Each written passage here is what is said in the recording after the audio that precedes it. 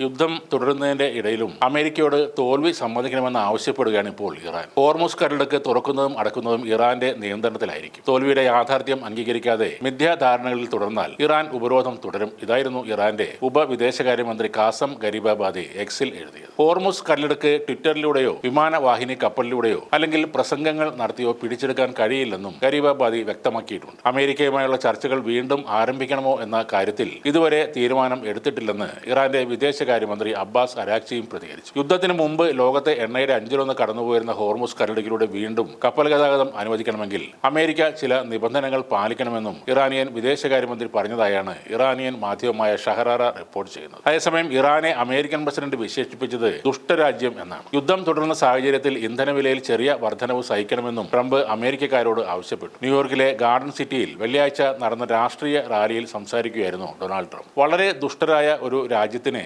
ആണവായുധം ലഭിക്കാതിരിക്കാൻ നിങ്ങളുടെ പെട്രോളിന് കുറച്ച് കൂടുതൽ വില കൊടുക്കേണ്ടി വന്നാലും അത് അർഹിക്കുന്ന ത്യാഗമാണ് എന്നായിരുന്നു ട്രംപ് പറഞ്ഞത്. ഇറാനെ തോൽപ്പിച്ചതിന് ശേഷം ഹോർമുസ് കടലിടുക്ക് അമേരിക്കയുടെ പ്രദേശമായി പ്രഖ്യാപിക്കുമെന്നും ട്രംപ് അവകാശപ്പെടും. ഇറാനെതിരായ കൂടുതൽ സാമ്പത്തിക നടപടികൾ ഉടൻ പ്രഖ്യാപിക്കുമെന്ന് ട്രംപും ട്രഷറി സെക്രട്ടറി സ്കോട്ട് ബെസന്റും നേരത്തെ പറഞ്ഞിരുന്നു. അടുത്ത ആഴ്ച പുതിയ ഉപരോധങ്ങൾ പ്രഖ്യാപിക്കുമെന്നാണ് ബെസന്റ് മാധ്യമങ്ങളോട് പറഞ്ഞത്. അതിനിടെ അമേരിക്കയിൽ ഇന്ധനവില കുത്തനെ ഉയർന്നുവെന്നാണ് അമേരിക്കൻ ഓട്ടോമൊബൈൽ അസോസിയേഷന്റെ കണക്കുകൾ ഉദ്ധരിച്ച് റോയിട്ടേഴ്സ് റിപ്പോർട്ട് ചെയ്യുന്നത്. വെള്ളിയാഴ്ച 1 ഗാലൻ പെട്രോളിന്റെ ശരാശരി വില $4.08 ഇത് കഴിഞ്ഞ വർഷത്തേക്കാൾ 29% കൂടുതലാണ്. ഊർജ്ജ ചെലവ് കുറയ്ക്കുമെന്ന വാഗ്ദാനത്തോടെയായിരുന്നു ഡൊണാൾഡ് ട്രംപ് തെരഞ്ഞെടുപ്പിനെ നേരിട്ടത്. എന്നാൽ യുദ്ധത്തിന്റെ സാമ്പത്തിക പ്രത്യാഘാതം നവംബറിലെ കോൺഗ്രസ് തെരഞ്ഞെടുപ്പിൽ പ്രധാന വിഷയമാക്കാനുള്ള നീക്കത്തിലാണ് ഡെമോക്രാറ്റുകൾ. അതേപോലെ തന്നെ ഇറാനും കടുത്ത സാമ്പത്തിക പ്രതിസന്ധി നേരിടുന്നതായാണ് റിപ്പോർട്ട്. അമേരിക്കൻ ഉപരോധവും ഇറാനിയൻ തുറമുഖങ്ങൾക്കെതിരായ നിയന്ത്രണങ്ങളും എണ്ണ കയറ്റുമതിക്കുള്ള വിലക്കുമാണ് രാജ്യത്തെ ഉയർന്ന പണപ്പെരുപ്പത്തിന് കാരണമെന്ന് പ്രസിഡന്റ് മസൂദ് പെസഷ്കിയാൻ പറയുന്നു. വെള്ളിയാഴ്ച ഹോർമുസ് കടലിടുക്കിലൂടെ കടന്നുപോയത് 2 കപ്പലുകൾ മാത്രമാണെന്നാണ്